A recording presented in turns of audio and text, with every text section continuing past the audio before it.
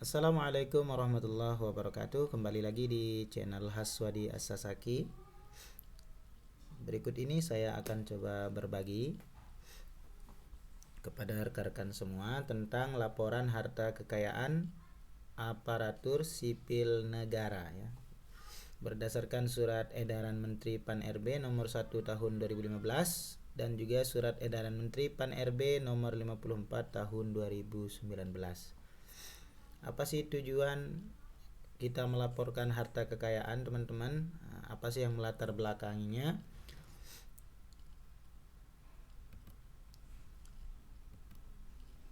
Yang pertama, teman-teman, laporan harta kekayaan ASN itu salah satu sebagai upaya untuk pencegahan korupsi, kolusi, dan nepotisme atau KKN, teman-teman ya.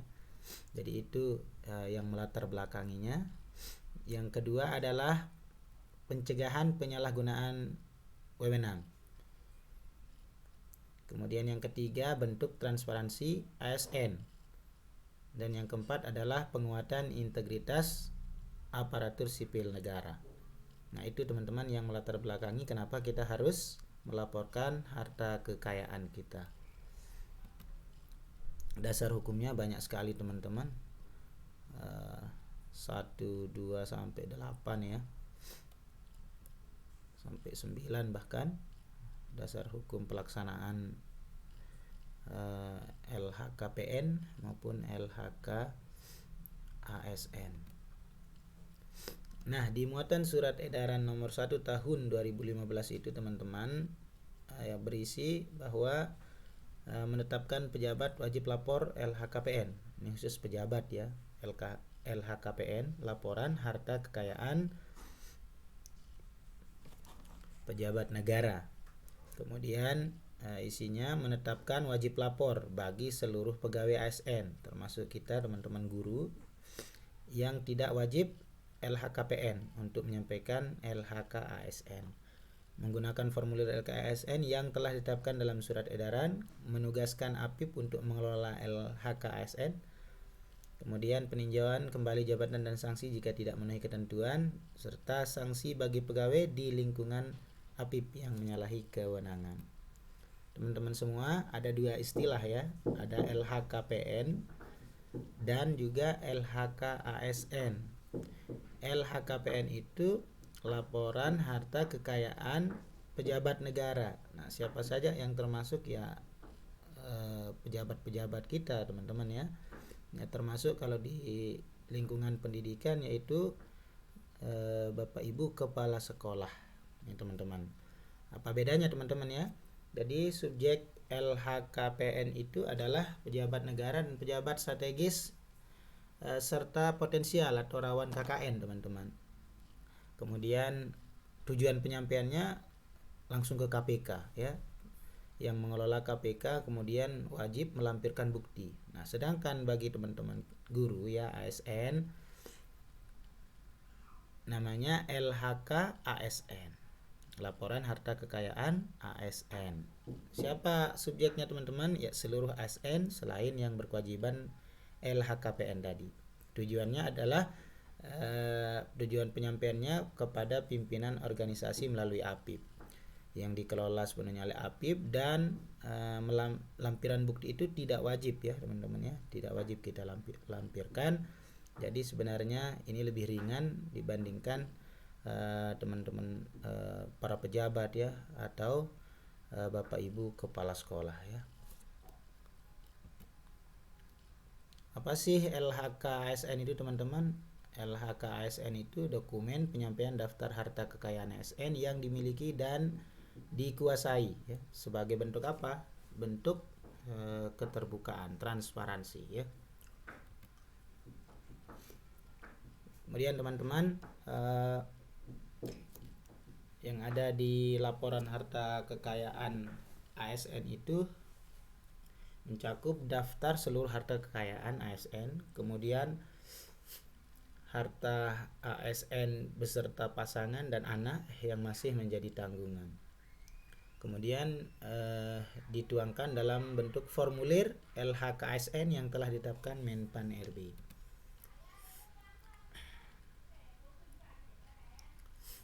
Oke, next. Nah, bagaimana cara mendapatkan formulir LHKSN bagi teman-teman guru yang ada di Kota Mataram ya khususnya?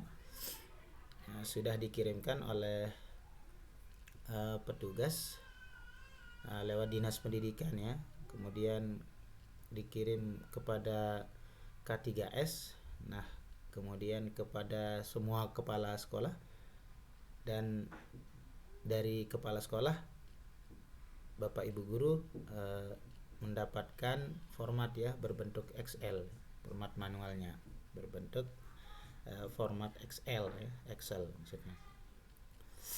Oke teman-teman, bagi yang belum bisa mengunduh dari laman www.menpan.go.id. Nah, apa saja muatan LHKSN yang dilaporkan teman-teman? Yang dilaporkan itu termasuk data pribadi dan keluarga ya, harta kekayaan baik bergerak maupun tidak bergerak, surat berharga, kas, hutang dan lain sebagainya. Kemudian penghasilan dari jabatan, penghasilan dari profesi, penghasilan dari usaha, penghasilan dari hibah, penghasilan dari suami atau istri yang bekerja. Kemudian pengeluaran kita per tahun juga dilaporkan, dan juga nanti dalam bentuk surat pernyataan ya. Untuk lebih jelasnya nanti akan kita coba ya. Kemudian teman-teman, harta yang dilaporkan itu sekali lagi adalah harta kekayaan kita. Itu yang kita laporkan itu teman-teman adalah ada 3 item ya. Harta kita sendiri sebagai ASN, kemudian harta pasangan kita baik suami atau istri, dan juga harta anak ya, atau yang masih menjadi tanggungan kita.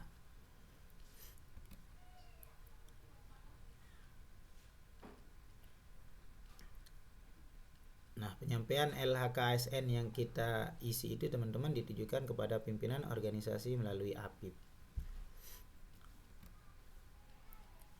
Nah, ini beberapa tugas ya dari APIP.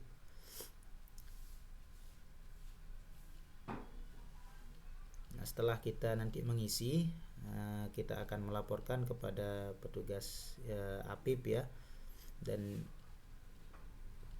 tugas APIP itu ya beberapa tugasnya memonitor kepatuhan kita, kemudian koordinasi ya dengan lembaga, dia kemudian memverifikasi kewajaran, klarifikasi laporan tidak wajar yang kita laporkan di LHKASN dalam format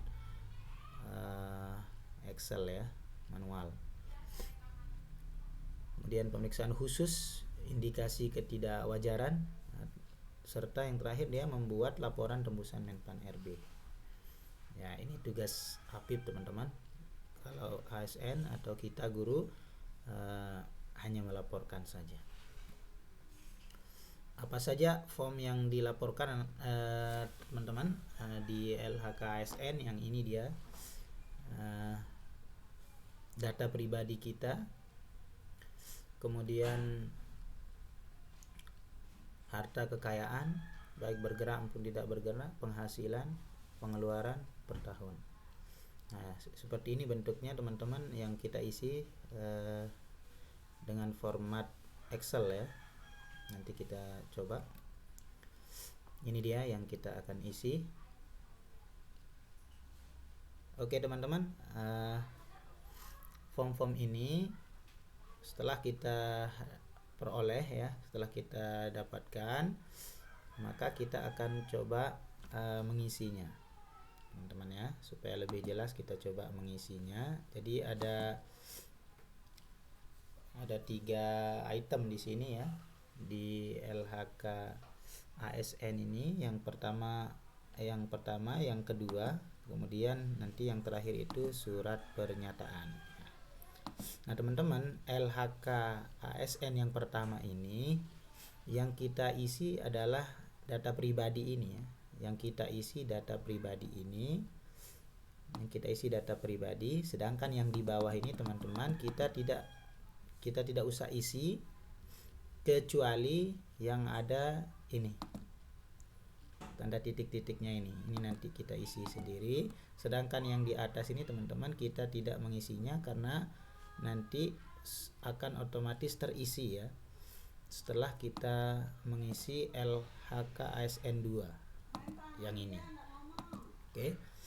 Jadi yang pertama kita isi data pribadi kita, nama lengkap ya, NPWP jangan lupa disiapkan.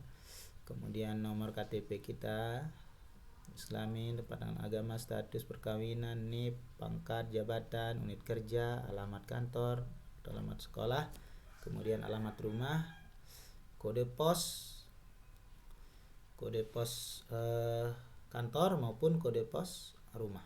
Ya, gimana cara mengisi mendapatkan ya apa yang kita isi di data pribadi.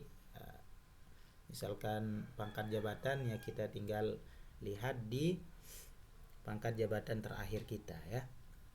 Kemudian kode pos carinya tinggal kita cari di Google sambil kita ngisi teman-teman, cari di Google kode pos sesuai alamat sekolah kita atau kantor kita dan juga sesuai alamat rumah kita, pasti langsung ketemu teman-teman ya untuk mengisi kode pos ini. Dan yang terakhir nomor 12 ini nomor telepon kita yang aktif ya, biar gampang dihubungi. Nah, ini yang kita isi data pribadi teman-teman, ini diisi dengan benar.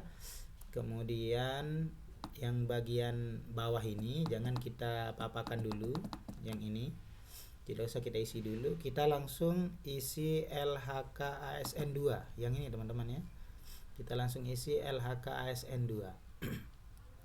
Nah, yang perlu diingat dan diperhatikan teman-teman, kita ulang lagi bahwa yang kita laporkan ya, harta kekayaan yang kita laporkan itu adalah harta kita sebagai ASN, kemudian pasangan kita, anak atau tanggungan kita ya. Anak atau yang kita tanggung. Jadi teman-teman ya, rumus harta kekayaan intinya ada 3 ini ya. Harta kita sebagai ASN, semua harta kita, kemudian harta pasangan kita baik suami atau istri, dan juga harta anak atau yang kita tanggung teman-teman ya. Mungkin ada yang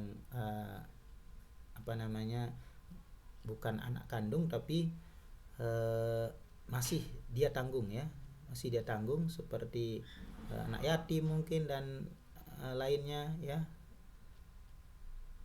masih dalam tanggungan ASN tersebut, maka itu juga harus dilaporkan ya.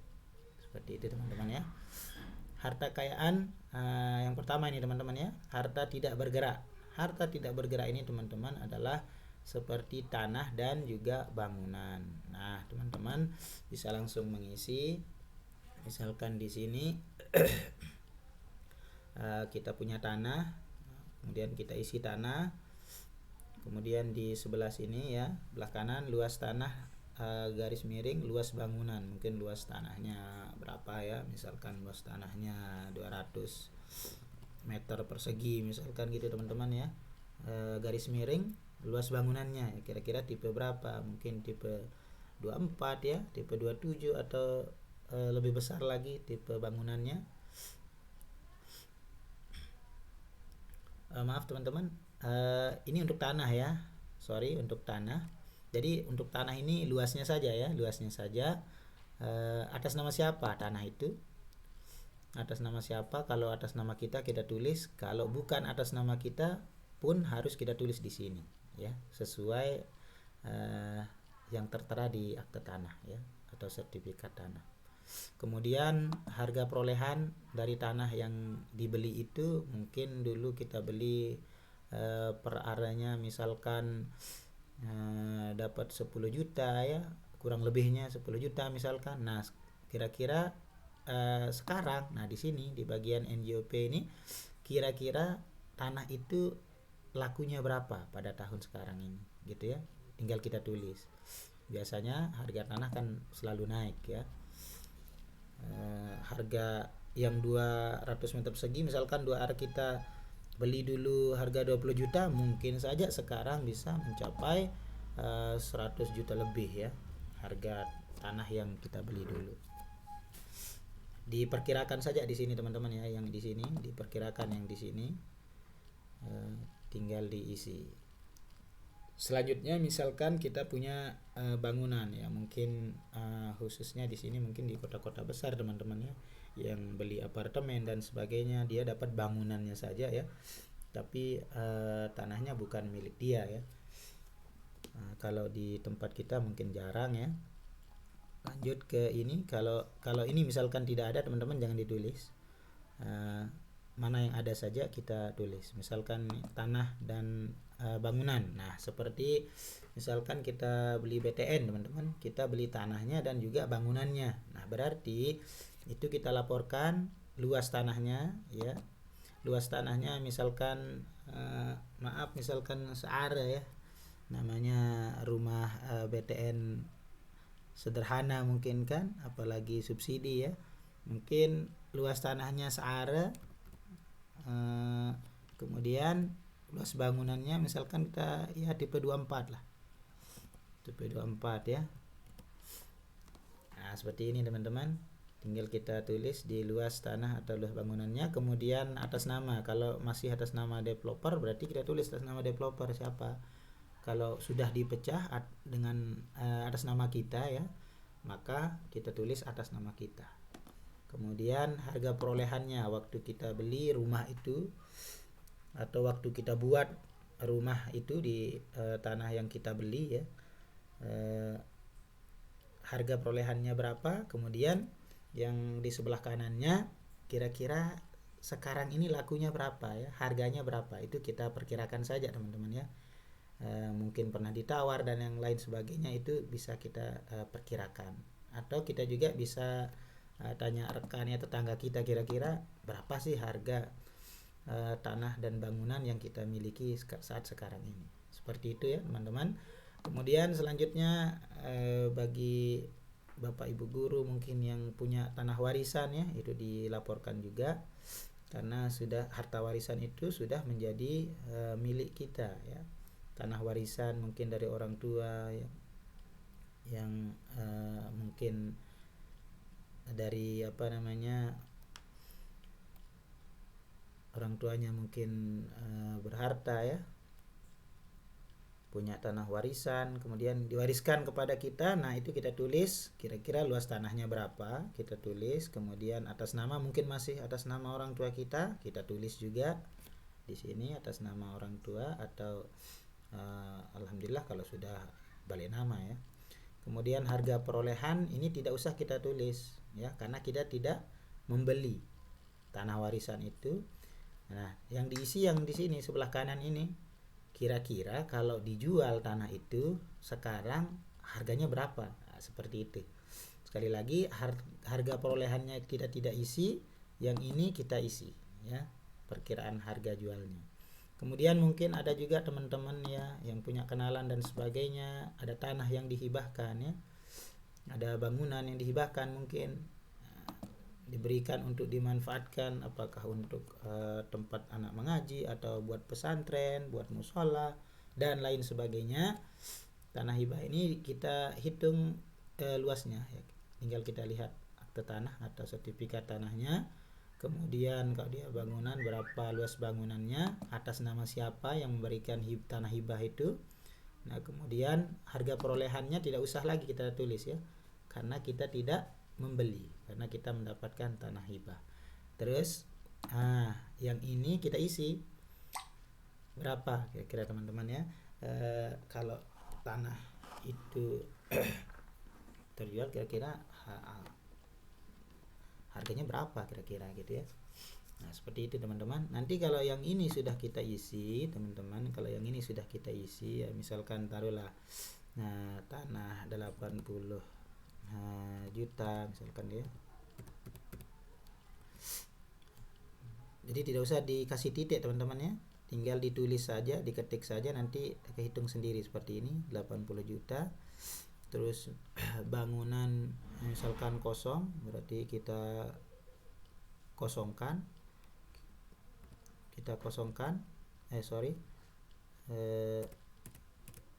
kita ketik angka 0 aja ya. Nah seperti ini, ketik angka 0 langsung ke bawah. Nah tanah dan bangunan misalkan kayak tadi, harga jualnya misalkan 100 berapa juta teman-teman ya, anggaplah 175 juta ya. Kemudian tanah warisan kemungkinannya harga berapa gitu ya, ya mungkin 200 mungkin. Kemudian harga tanah itu mungkin 75. Ya teman-teman, yang ini ya, ini langsung terisi yang ini ya. Nah, jadi yang bagian ini tidak perlu kita otak-atik ya, tidak perlu di otak-atik, yang ini langsung muncul ini nominalnya, jumlahnya ya. Ini yang ada di aplikasi. Seperti itu teman-teman. Kemudian yang selanjutnya adalah yang kedua ya, 1.2 harta yang bergerak. Nah teman-teman, harta yang bergerak ini ya harta seperti alat transportasi ya, ada pesawat udara, kapal laut, mobil, sepeda motor. Nah yang ini tidak usah kita isi semua teman-teman ya. Kita tulis misalkan di sini pesawat udara, sementara kita tidak punya, berarti tidak usah kita tulis apa yang kita punya ya, apa yang kita miliki. Kalau kita punya sepeda motor, sepeda motornya ada berapa misalkan. Kalau sepeda motor ada 2, maka di sini kita isi 1 sepeda motor, nomor polisinya ini kan ada nomor polisi teman-teman, dan setiap motor kan nomor polisinya beda-beda. Kemudian tahun pembuatannya bisa jadi juga beda-beda. Jadi diisinya sepeda motor yang ini. Kemudian kalau ada yang kedua sepeda motor ya kita isi sepeda motor lagi ya. Sepeda motor lagi, sepeda motor ya. Kemudian kita tulis nomor polisinya, sepeda motor itu, kemudian atas nama siapa. Kalau udah balik nama berarti atas nama kita mungkin, atau atas nama anak kita ya, atas nama pasangan kita. Di sini kita tinggal tulis hubungan keluarga, misalkan nama suami atau istri misalkan di sini. Tinggal garis miring namanya siapa, garis miring hubungannya apa, misalkan istri kita tulis istri kayak gitu ya, hubungan keluarga. Kemudian nilai perolehan. Nah, biasanya sepeda motor dan yang lainnya itu kan biasanya kita beli harga yang mahal, nanti ujung-ujungnya kita jual semakin murah. Nah itulah nilai perolehannya. Misalkan kita beli baru, anggaplah 20 juta misalkan gitu ya, kemudian kita jual ternyata harganya cuma 11 juta misalkan ya. Kita perkirakan berapa harga jualnya. Nah seperti ini udah terisi langsung begini teman-teman ya. Kemudian ini baru sepeda motor. Terus kalau yang punya sepeda misalkan sepedanya ada 2, 3 dan sebagainya, berarti diisi juga sepedanya, mereknya apa ya, kemudian tahun pembuatannya mungkin dari sepeda itu, mereknya Polygon dan seterusnya, atas nama siapa, misalkan kita sendiri, nah, kita tulis nama kita karena yang pakai kita mungkin ya, kemudian anak-anak kita mungkin. Nah, jadi ditulis. Nah bagaimana kalau kolomnya seperti ini teman-teman ya, kolomnya terbatas seperti ini. Nah, kebetulan teman-teman mungkin punya mobil di rumah ya, tinggal tambahkan aja teman-teman ya, tinggal di insert lagi kolomnya, insert lagi mungkin kolomnya ya, insert lagi kolomnya. Yang belum masuk misalkan di sini yang belum masuk misalkan mobil ya, mobil belum masuk ya, apa mereknya, DR-nya, kemudian garis miring mereknya, mungkin merek apa, Toyota kah, Honda kah, kemudian modelnya, tahun pembuatan mobil itu, kemudian atas nama siapa. Kalau sudah beri nama tinggal kita tulis berapa harga kita beli. Nah kira-kira kalau kita jual harganya berapa, seperti itu ya. Nah, nanti tinggal kita tulis. Kita coba teman-teman ya, sebelah sini. Misalkan sepeda motor yang satuan kita beli second harganya 10 lah. Kita jual ternyata harganya sekarang cuma 6 juta misalkan ya. Terus mobilnya dibeli misalkan 120, harga jualnya ternyata 95.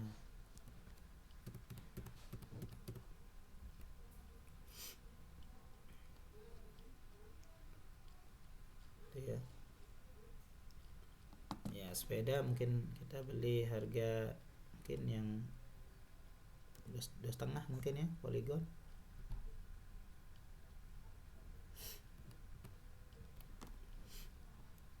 Nah, seperti ini teman-teman ya.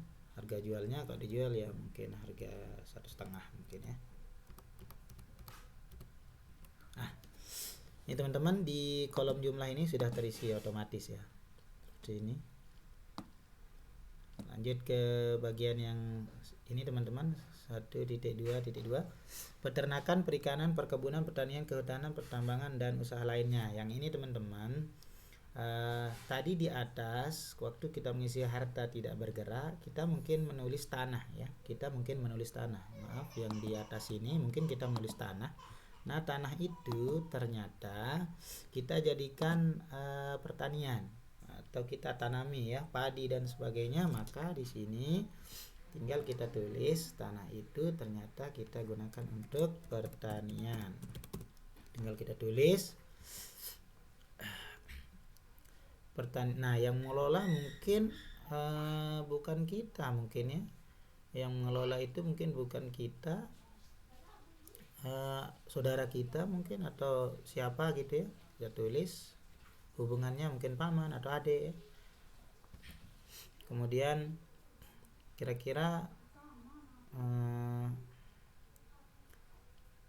di sini ya, satu set misalkan di sini kolom keempat, kemudian omset per bulan, nilai saat pelaporan ya, mungkin omsetnya dia bisa menghasilkan 1 ton misalkan. Nah, kira-kira 1 ton itu berapa harganya gitu kan. Nah, berapa harganya 1 ton itu. Nah, kalau misalkan tidak bisa kita hitung per bulan, maka kita hitung di sini nilai saat pelaporannya per tahun teman-teman ya. Kita hitung per tahun kira-kira hasilnya berapa ya. 1 ton tadi misalkan sekali panen, kalau 2 kali panen misalkan berarti 2 ton, kalikan saja berapa harganya, kemudian kita tulis di sebelah sini. Anggaplah misalkan harganya berapa teman-teman ya. Misalkan kalau 1 tonnya mungkin dapat berapa teman-teman, anggaplah 2,5 juta mungkin ya. Nah, berarti kalau 2 tonnya ya 5 juta lah gitu ya, tergantung harga itu teman-teman ya. Kemudian tanah yang tadi kita tulis juga, ternyata tanah yang di atas kita tulis bangunan misalkan ya, ada tanah ya, tanah warisan, maaf, misalkan tanah warisan itu kita gunakan misalkan untuk buat kos-kosan misalkan ya. Tinggal kita tulis di sini. Kalau dia dibuat kos-kosan ya berarti kos-kosan ya, atau sewa menyewa misalkan, atau ditulis kos-kosan gitu ya, atau disewakan atau dibuat kos-kosan. Kemudian tinggal diperhitungkan kayak tadi itu berapa kira-kira kalau dia bulanan ya, omset per bulannya berapa, kemudian setahun berapa ya. Seperti itu teman-teman ya, tinggal diisi saja. Nah, gimana kalau tidak ada tidak dijadikan pertanian juga, tidak disewakan juga, atau dibuat ruko dan sebagainya. Kalau tidak ada, ya berarti kita kosongkan. Selanjutnya teman-teman, harta bergerak lainnya. Nah ini khusus logam mulia ya, misalkan yang punya emas batangan ya mungkin ya, punya di rumah perlu dilaporkan ya, supaya tidak mencurigakan. Ingat konsepnya tadi itu adalah sebagai bentuk transparansi. Kalau perlu dilaporkan, laporkan supaya tidak dicurigai ya. Kalau memang punya, silakan ditulis di sini. Yang pertama misalkan tulis emas misalkan gitu ya, emas murni misalkan gitu, tulis. Kemudian atas nama siapa, kalau atas nama diri sendiri ya berarti tulis nama di sini. Kemudian aduannya berapa, mungkin berapa kilo, mungkin ya, mungkin kita punya 1 kilo atau berapa, ditulis ini. Kemudian harga, nah waktu kita beli emas itu berapa harganya, dan kalau kita jual misalkan gitu ya, nilai jualnya kira-kira saat ini berapa, tinggal kita tulis di sini. Kemudian ada juga mungkin yang bertanya yang mungkin barang-barang seni antik ya, kalau dia berharga misalkan barang-barang itu ditulis di sini. Kalau dia berharga ditulis di sini. Intinya dia berharga, ada harga, ada nilainya ya ditulis di sini. Kemudian benda-benda bergerak lainnya. Nah, benda-benda bergerak lainnya ini ya termasuk teman-teman adalah isi rumah kita ya. Misalkan yang pertama perabotan. Misalkan perabotan yang populer ya semua ya, perabotan rumah ya. Perabotan rumah itu perabotan rumah itu nanti dihitung ya, mungkin di oret-oret, dihitung di kertas lain apa saja nama itemnya itu, apa saja nama-namanya, apakah lemari, apakah spring bed gitu ya. Perabotan di rumah kita, apakah piring berapa lusin, sendok, gelas berapa gitu, dan harganya berapa gitu ya. Harganya berapa semua, harga perolehannya ini. Di sini kita tulis atas nama istri mungkin ya, kemudian jumlah satuannya kita tulis 1 set karena jadi satu ini ya. Perabotan itu jadi satu. Kemudian harga semuanya setelah kita hitung, spring bed harga 3 juta. Kemudian apalagi kasur yang lain mungkin berapa harganya, piring berapa, sendok berapa, kita hitung di itu, kita oret-oret berapa harganya ya saat kita beli, dihitung-hitung. Nah kalau dijual semuanya itu kira-kira nilainya berapa ya, mesti ya yang pastinya pasti berkurang ya harganya ya, karena sudah dipakai mungkin ya. Nah, kira-kira kalau dijual harganya berapa ya, pasti ada perbedaan harga yang signifikan di sini ya. Nah, anggaplah perabotan itu kita beli 5 juta misalkan teman-teman, semuanya totalnya ternyata 5 juta ya semuanya. Tambahlah misalkan 10 juta lah, 10 juta misalkan ya.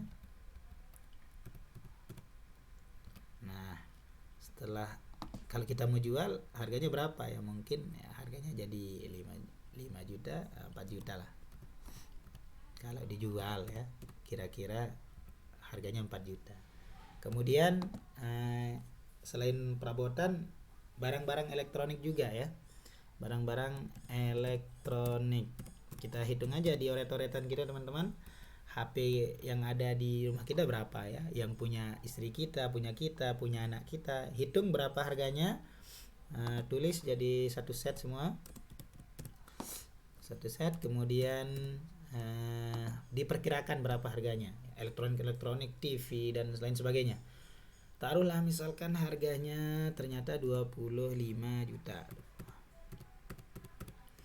Ternyata kalau kita hitung-hitung sekarang, kalau dijual nih, kalau laku kira-kira berapa harganya. Ternyata harga semuanya perkiraan kita 10 juta misalkan.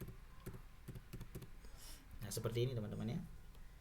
Nah, ada juga mungkin yang bertanya gimana kalau misalkan ada alat pertukangan ya, mungkin semuanya kita beli dan itu barang kita dan berharga teman-teman ya, ditulis saja ya, ditambahkan kolomnya, tambahkan kolomnya, kemudian ditulis gitu teman-teman ya, tambahkan kolomnya, ditulis apa alat-alat pertukangan dan yang lainnya. Intinya barang benda bergerak lainnya ini selama dia berharga ditulis, begitu teman-teman ya. Oke.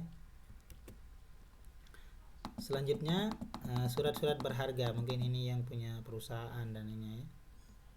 Kita skip ini. Mungkin yang siapa tahu di antara teman-teman punya surat-surat berharga ya, perusahaan mungkin punya ya kan, ini kan ada nama perusahaannya juga ya, berapa nilai jualnya dan seterusnya diisi kalau memang ada. Nah, kalau memang tidak ada, lanjut ke sini. Uang tunai, deposito, giro, tabungan dan kas lainnya. Nah, ini teman-teman uang tunai, misalkan kita punya uang yang tidak kita simpan di bank misalkan gitu ya, tapi kita simpan di brankas kita, ya kita tulis di sini, jangan sampai kita dikira nyolong ya.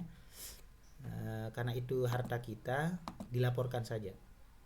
Uang tunai yang kita simpan di brankas kita atau di tempat lainnya, di bawah kasur mungkin, di mana ya tempat nyimpan, ditulis di sini uang tunai berapa, atas nama siapa, itu yang pemiliknya siapa ya. Kalau kita tinggal kita tulis nama kita, kalau istri tinggal tulis istri kita ya, nama istri kita. Kemudian nomor rekening tidak perlu. Saldo sekarang saldonya berapa ya, mungkin kita punya simpanan mungkin 10 juta mungkin, atau 3 juta mungkin, kita tinggal tulis di sini, anggaplah misalkan 5 juta. Kemudian ini tabungan, misalkan kita punya tabungan ya, tinggal ditulis jenis kasnya tabungan di sini, misalkan tabek tadi, misalkan di sini uang tunai, di bawah ini tabungan misalkan, tulis. Kemudian mungkin ada juga deposito, tinggal ditulis, tambahkan ya, di-insert lagi kolomnya. Kemudian nama banknya, tempat penyimpanan ya, mungkin Bank NTB ya, nomor rekeningnya kita tulis, saldonya. Nah, kalau tidak mau misalkan capek-capek ngantri ya, tinggal waktu kita cek saldonya berapa ya, tinggal kita isi aja di sini teman-teman. Misalkan saldonya sisa tabungan kita misalkan 1 juta misalkan gitu ya. Yang sedikit saja teman-teman kita tulis ya, apalagi yang banyak ya. Jadi yang sedikit, bahkan yang tidak ada yang tidak ada saldonya, mungkin sisanya cuma 50.000 ya, kita tulis saja teman-teman ya. Arahan dari petugas kemarin bahwa yang penting ini ada nomor rekening, itu sudah ya, sudah gampang terdeteksi. Jadi tabungan apa namanya, kalau tabungannya Bank NTB, terus kemudian tabungannya di BRI, di Bank BTN, semuanya ditulis teman-teman ya di sini, atas nama siapa buku tabungan itu, semua buku tabungan kita, nomor rekeningnya ditulis, kemudian saldo terakhir. Saldonya misalkan kosong, ya tulis kosong ya. Kalau ada saldonya 50.000, tinggal tulis 50.000 dan seterusnya. Ya, kalau kurang kolomnya, kembali lagi ya, tinggal di insert saja. Set kolom aja ya, tinggal ditambah-tambahkan gitu ya.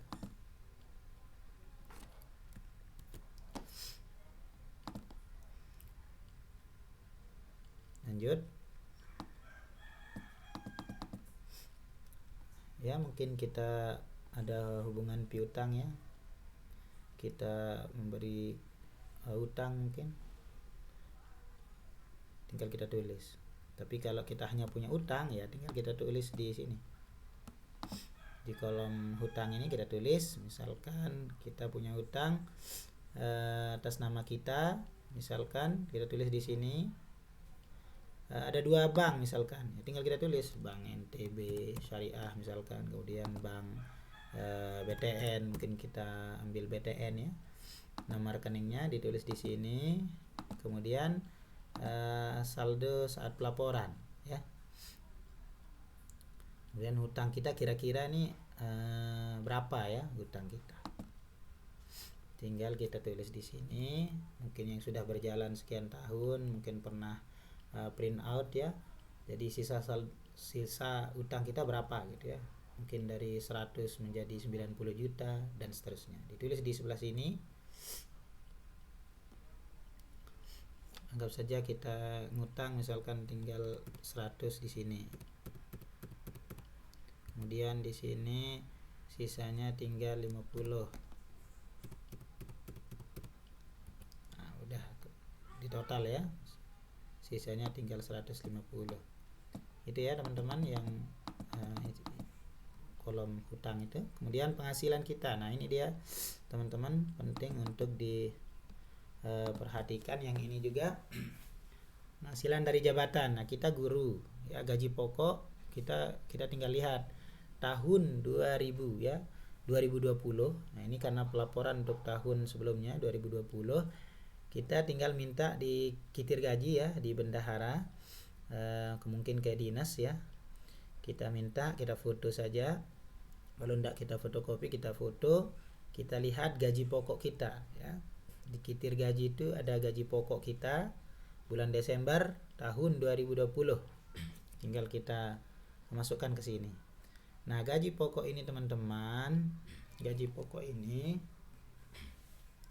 dia ditambah 1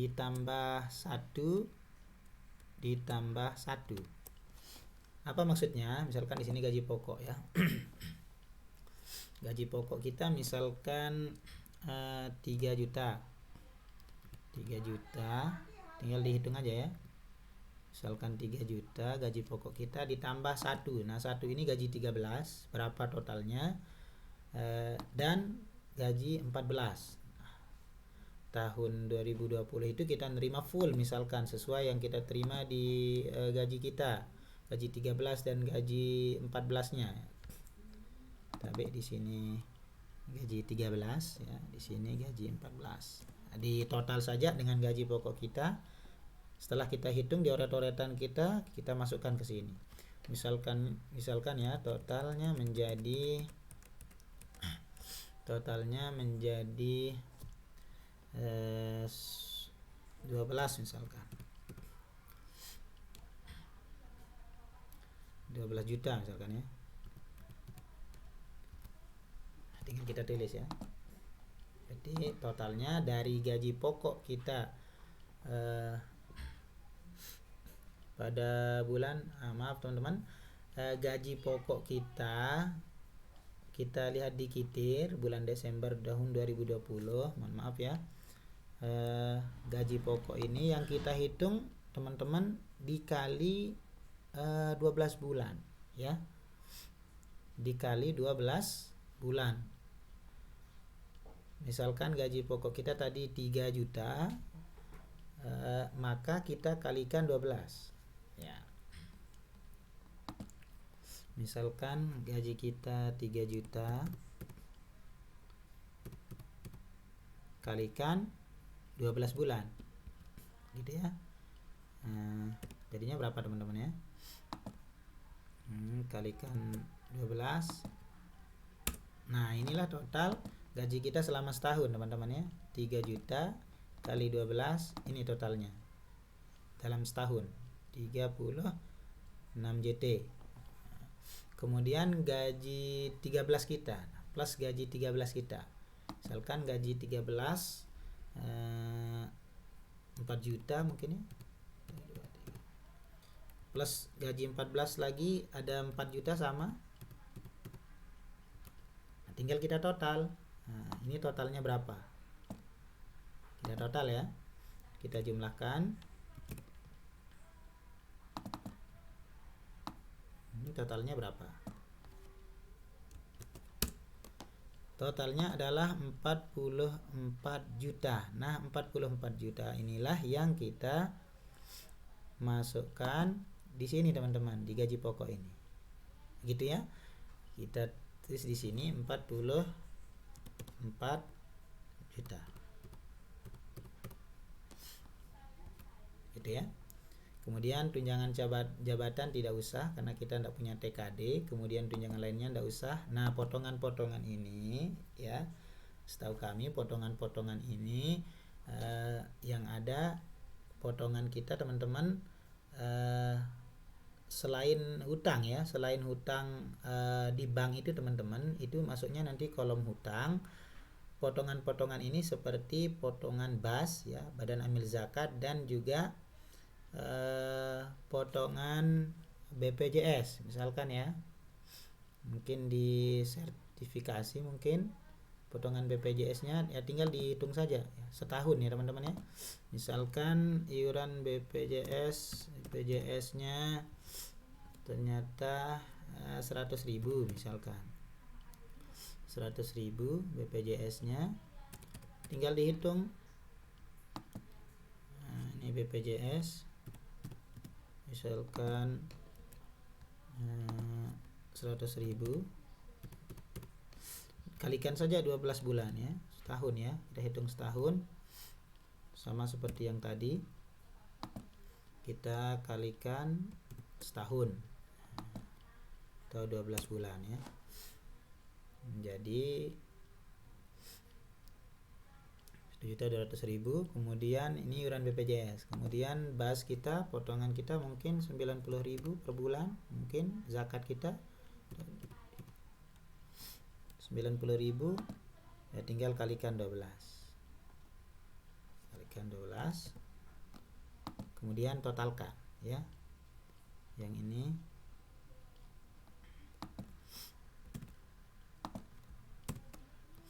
totalnya 1.080.000 ya setahun. Nah, yang ini kita jumlahkan teman-teman ya, kita jumlahkan yang ini, potongan ini kita jumlahkan. Nah, yang ini totalnya inilah yang kita tulis ya, 2.280.000. Jadi kita pindahkan ke sini potongan-potongan. Kita tulis di sini berapa tadi? Potongan kita 2.280.000. Tinggal kita masukkan di sini 2.280.000. Nah, begitu teman-teman ya.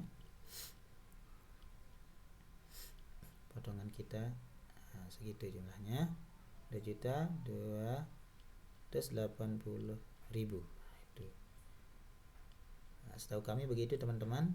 Untuk gaji pokok, diingat tadi gaji pokok itu lihat di kitir gaji bulan Desember tahun 2020. Cari di bendahara dinas mungkin ya, kitir gajinya di foto, berapa jumlah gaji kita ya, berapa jumlah gaji kita, kemudian kalikan 12, kemudian tambahkan 1 dengan gaji 13, tambahkan 1 lagi dengan gaji 14. Totalnya yang ini, totalnya itulah yang ditulis di gaji pokok kita ya, yang ini. Kemudian potongannya tadi ada BAS dan juga ada BPJS. Nah, kalau sudah kita isi, lanjutkan ke sini teman-teman. Penghasilan dari profesi atau keahlian, mungkin kita yang sudah ya, alhamdulillah yang sudah sertifikasi, tinggal tulis sertifikasi atau TPG lah ya, TPG, tunjangan profesi guru. Kemudian lembaga ya, yang memberikan ya Kemdikbud ya. Kemudian totalnya berapa? Ingat, total di sini adalah selama setahun. Ya, totalnya selama setahun teman-teman. Misalkan TPG kita, lagi-lagi kita coba ngitung, nggak apa-apa agak lama teman-teman. Totalnya misalkan gaji kita 3,5 misalkan, atau 4 juta lah, yang gampang-gampang ya angkanya. Tinggal kalikan saja 12, kalikan 12 bulan ya. kalikan 12 bulan, berapa totalnya? Tunjangan profesi kita 48 juta misalkan ya. Tinggal kita tulis di sini 48. Nah, 48 juta. Mungkin teman-teman juga ada keahlian tertentu, mungkin selain jadi guru juga jadi apa gitu ya, jadi calo, jadi apa, pokoknya yang berpenghasilan ya. Mungkin yang jadi pengusaha mungkin ya apa gitu, yang bisa dikerjakan sambil mengajar, atau nah yang sering ini jadi guru les misalkan ya. Nah, selama 2020 itu kalau memang ada jadi guru les, nama lembaganya di mana, kemudian total penghasilannya setahun ya berapa, tinggal dimasukkan, tulis di situ. Nah, semua pemasukan kita tadi itu baik dari gaji pokok kita, kemudian TPG ataupun jadi guru les tadi ya, atau yang lainnya, ini kan akan menambah penghasilan kita selama setahun ya. Kemudian jika ada ya penghasilan dari usaha lainnya, ya tinggal masukkan di sini.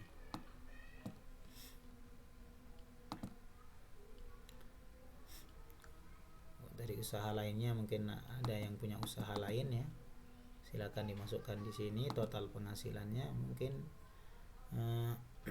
apa namanya, siapa tahu ada yang jualan ya, berapa total penghasilannya, masukkan ke sini. Ini sebagai tambahan penghasilan kita per tahunnya, total penghasilan bersihnya ya berapa per tahun ya. Kemudian jika ada penghasilan dari hibah tadi, mungkin ada tanah hibah tadi itu ada penghasilannya, tinggal ditulis di sini. Jika tidak, kita kosongkan, kita lanjut mengisi data keluarga. Di sini nama istri ya, pasangan, tempat tanggal lahir, kapan nikah, pekerjaan istri. Kalau dia tidak bekerja, tinggal ditulis tidak bekerja. Kalau punya kerja tinggal ditulis ya kerjaan apa gitu ya. Nah, kemudian data anak. Nah, di sini teman-teman, data yang terakhir kita isi ini. Di sini kita masukkan anak yang masih jadi tanggungan kita ya. Anak yang masih jadi tanggungan kita. Meskipun misalkan dia sudah menikah tapi masih kita tanggung hidupnya, ya tentu kita masukkan di sini. Intinya kalau kita masih menanggungnya ya, baik makan dan tempat tinggal dan yang lainnya, kita tulis masukkan di sini. Misalkan nama anak, misalkan Upin misalkan gitu ya, atau tidak usah A lah. Tempat tanggal lahirnya di KTP atau di KK, kemudian jenis kelamin, pekerjaannya mungkin tidak ada pekerjaan karena kita masih menanggungnya mungkin, dan juga alamat rumahnya yang sekarang di mana. Kalau dia pisah sama kita, alamat rumahnya di mana. Kalau bareng ya tinggal ditulis. Kemudian ada juga, nah ini teman-teman, selain anak itu ada juga tapi ya yang ini, nah, misalkan yang A ini anak kandung. Nah, juga ada juga yang membiayai orang, misalkan ya anak yatim dan seterusnya, namanya si B. Apa namanya, dia jadi tanggungan kita ya. Tulis saja dia tanggungannya, tanggungan kita. Dia jadi anak tanggungan kita, anak yatim tersebut. Kemudian kita tulis di sini kita tulis. Nah, ini dia teman-teman. Intinya adalah baik dia anak kandung maupun tidak ya, anak kandung maupun bukan anak kandung, kita tulis di kolom data anak ini. Kemudian kita tulis dia tanggungan, jadi anak tanggungan kita ya. Anak kandung atau anak tanggungan kita. Apa pentingnya kita tulis teman-teman? Nah, yang ini kalau udah kita isi semua ya, kita coba kita cek di LHK ASN 1. Nah, sudah terisi di sini teman-teman. Jadi yang ini secara otomatis sudah terisi. Kenapa? Karena kita sudah mengisi tadi kolom-kolom yang di sini. Makanya yang ini jangan diotak-atik, tinggal diisi-isi saja. Kalau sudah nanti akan otomatis terisi begini teman-teman ya. Dan apa pentingnya tadi kita masukkan ada anak kandung, anak tanggungan ya. Itu semata-mata teman-teman untuk kita mengetahui, menghitung yang ini teman-teman ya, yang ini. Pengeluaran per tahun, baik rutin maupun pengeluaran tidak rutin atau pengeluaran lainnya ya. Nah, yang rutin ini teman-teman tinggal kita cek saja ya, pengeluaran rutin kita apa saja. Misalkan untuk makan, berapa orang tadi, misalkan ada anak kita 2 yang kita tanggung ya. Kemudian kita suami istri berapa makannya per tiap hari ya, kalikan yang biasa kan nasi ya mungkin 10.000 ya, atau 15.000, kita hitung semua teman-teman, kita totalkan. Kemudian itu makannya ya, rutin itu kan, makan tiap hari, tiap bulan bisa kita hitung. Nah, per tahunnya berapa gitu ya, itu kita hitung. Kemudian mungkin kita ngasih orang tua kita mungkin tiap bulan, bensin kita mungkin karena kita punya motor mobil tadi, hitung saja berapa ya. Nah, kalau per minggu misalkan 250 ya, tinggal kita hitung 250 per minggunya kali 4 minggu ya, kali itu per bulannya, kemudian kali setahun berapa. Totalkan semua. Untuk sampah keamanan yang di lingkungan kita kasih tiap bulan, kita hitung semua. Kemudian biaya sekolah ya, rutin kita keluarkan, tinggal kita hitung berapa yang masih sekolah dan seterusnya. Servis motor, oli dan sebagainya mungkin tiap bulan kita hitung 12 bulannya berapa, setahunnya berapa. Kemudian perlengkapan mandi mungkin mencuci ya, berapa per bulannya, perkirakan kalikan 12 bulan. Nah, misalkan totalnya adalah segini ya, misalkan ya, tinggal kita tulis atau ketik di sini berapa pengeluaran rutin per tahunnya. Gini teman-teman ya. Tinggal kita ketik di sini berapa pengeluaran rutin kita berdasarkan hitungan tadi yang ini ya. Apa yang rutin kita keluarkan tiap bulan dan kita kalikan selama setahun berapa. Kemudian pengeluaran lainnya ya, mungkin panjang STNK, ganti plat mungkin ya. Waktu tahun 2020 itu mungkin menjenguk orang sakit, mungkin bayar PBB sekali aja kan. Kemudian keperluan lainnya mungkin, kemudian kita ngasih THR mungkin ya, waktu Idul Fitri, Idul Adha, dan hari-hari besar lainnya ya, kita tinggal hitung. Kalau misalkan ya ternyata kita totalkan segini teman-teman ya, tinggal kita ketik, kita tulis di sini pengeluaran lainnya, udah kita taruh situ. Gitu ya, tinggal kita taruh di situ. Nah teman-teman, ini kan totalnya, total pengeluaran itu 89 juta, yang ini total pengeluaran sekian. Penghasilan bersih kita hanya 164.000. Nah teman-teman, sepengetahuan kami ya, yang di sini alangkah bagusnya kalau penghasilan bersih kita ini memang tersedia atau ada. Khawatirnya nanti kalau misalkan ternyata minus, berarti pengeluaran kita lebih banyak daripada penghasilan bersih kita kan ya, otomatis kemungkinannya ya kita akan dipanggil, diminta klarifikasi ya, karena mencurigakan seperti itu. Jadi kita usahakan di sini jangan sampai nilainya minus ya. Nah setelah terisi semua teman-teman, data kita dan ini juga sudah terisi misalkan ya, tinggal kita lihat di surat pernyataan sudah terisi pasti di sini. Nah ini belum terisi karena kita tidak mengisi identitas tadi kan. Kalau sudah kita isi misalkan gitu ya, kalau sudah kita isi pasti yang ini udah otomatis dia terisi gitu, data identitas yang di sini.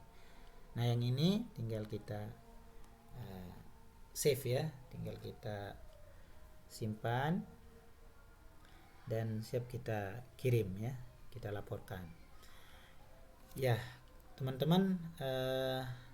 Begitu kira-kira yang bisa kami sampaikan ya, kurang lebihnya mohon dimaafkan ya. Ini sekedar untuk membantu ya, membantu kita mengisi secara manual, mungkin di rumah di mana saja, untuk pelaporan laporan hasil laporan harta kekayaan aparatur sipil negara. Begitu teman-teman, kurang lebihnya mohon maaf. Kalau ada yang mau dikomen silahkan di kolom komentar ya. Terima kasih. Assalamualaikum warahmatullahi wabarakatuh.